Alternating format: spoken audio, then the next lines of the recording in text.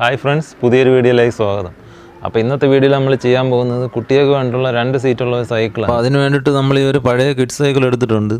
അപ്പോൾ 2 സീറ്റുള്ള സൈക്കിളുകൾ നമുക്ക് മാർക്കറ്റിൽ അവൈലബിൾ ആണ്, പക്ഷേ അത് ശ്രദ്ധിച്ചാൽ മനസ്സിലാവും. അപ്പോൾ അതിൻ്റെ ബാക്ക് സീറ്റ് കാരിയറിൻ്റെ ഭാഗത്തായിട്ട് ആണ് വരുന്നത്. അതായത് ബാക്ക് വീലിൻ്റെ സെൻറ്ററിൽ നിന്ന് ഒരുപാട് പുറത്തേക്ക് തള്ളിയിട്ടായിരിക്കും വരുന്നത്. അപ്പോൾ അതുകൊണ്ടൊരു പ്രശ്നം വരുന്നതെന്ന് വെച്ച് കഴിഞ്ഞാൽ ഈ ഫ്രണ്ടിലിരിക്കുന്ന കുട്ടി പെട്ടെന്ന് സീറ്റിൽ നിന്ന് ഇറങ്ങുകയാണെന്നുണ്ടെങ്കിൽ ബാക്കിലിരിക്കുന്ന കുട്ടിയുടെ വെയിറ്റ് കൊണ്ട് സൈക്കിൾ പൊങ്ങിപ്പോകാനോ അതുപോലെ കുട്ടി വീഴാനോ ഒക്കെ ഉള്ള സാധ്യതയുണ്ട്. അപ്പോൾ നമ്മളിവിടെ ചെയ്യാൻ പോകുന്നത് ഈ സൈക്കിൾ കട്ട് ചെയ്തിട്ട് ഇതിൻ്റെ വീൽ ബേസ് കൂട്ടും. അപ്പോൾ അങ്ങനെ വീൽ ബേസ് കൂട്ടിയിട്ട് നമ്മൾ ഇതിൽ 2 സീറ്റ് പിടിപ്പിക്കാൻ പോവുകയാണ്. അപ്പോൾ ഇനി നമുക്ക് നേരെ വീഡിയോയിലോട്ട് പോകും. അപ്പോൾ നമ്മൾ സൈക്കിളിൻ്റെ പാർട്സ് കംപ്ലീറ്റ് അഴിച്ചെടുത്തിട്ടുണ്ട്. അപ്പോൾ നമുക്കിനി ഈ ഫ്രെയിമിനെ ഇവിടെ വെച്ചിട്ട് കട്ട് ചെയ്തെടുക്കണം. അപ്പോൾ ഇനി നമുക്കിതിൽ വേറെ പൈപ്പ് വെൽഡ് ചെയ്തിട്ട് ഈ ഫ്രെയിമിൻ്റെ നീളം കൂട്ടണം.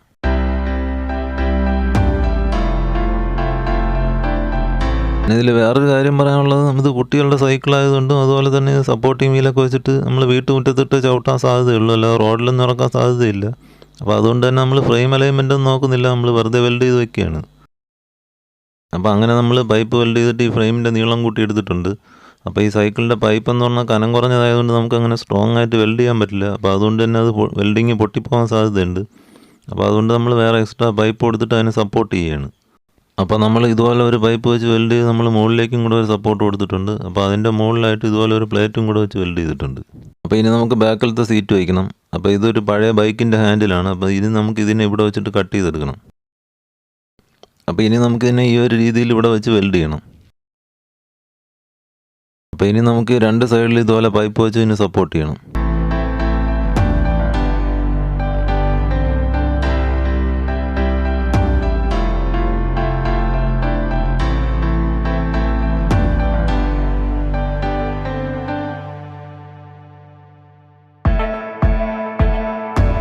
അപ്പോൾ ഇനി നമുക്ക് ബാക്കിലത്തെ സീറ്റ് കൊടുക്കാനായിട്ട് ഒരു സീറ്റ് പോസ്റ്റ് വേണം. അപ്പോൾ അതിനുവേണ്ടി ഈ ഒരു പഴയ സീറ്റ് പോസ്റ്റ് നമ്മൾ കട്ട് ചെയ്തെടുക്കുകയാണ്.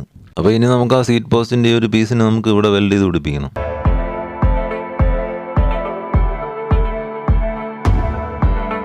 അപ്പോൾ ഒരു 6mm കമ്പി നമ്മൾ ഈ ഒരു ഷേപ്പിൽ വളച്ചെടുത്തിട്ടുണ്ട്. അപ്പോൾ ഇനി നമുക്കിതിനെ ഈ സീറ്റിൻ്റെ ബാക്കിൽ വരുന്ന രീതിയിൽ പിടിപ്പിക്കണം.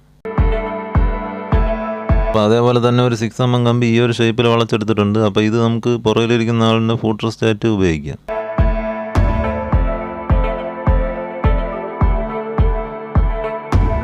അപ്പോൾ അങ്ങനെ നമ്മുടെ ഫ്രെയിമിൻ്റെ വർക്ക് പൂർത്തിയായിട്ടുണ്ട്. അപ്പോൾ ഇനി നമുക്ക് ഇതിലുള്ള പഴയ പെയിൻറ്റിനെ റിമൂവ് ചെയ്യണം. അപ്പോൾ അതേപോലെ തന്നെ നമ്മൾ ചെയിൻ ഗാർഡിൽ ഒരു ഷീറ്റ് വെച്ച് വെൽഡ് ചെയ്തിട്ട് അതിനെ നീളം കൂട്ടി എടുത്തിട്ടുണ്ട്. അപ്പോൾ നമ്മൾ സൈക്കിളിൻ്റെ പഴയ പെയിൻറ്റൊക്കെ റിമൂവ് ചെയ്തിട്ടുണ്ട്. അപ്പോൾ ഇനി നമുക്ക് ഇതിൽ പ്രൈമർ അടിച്ച് പെയിൻറ്റ് ചെയ്യണം.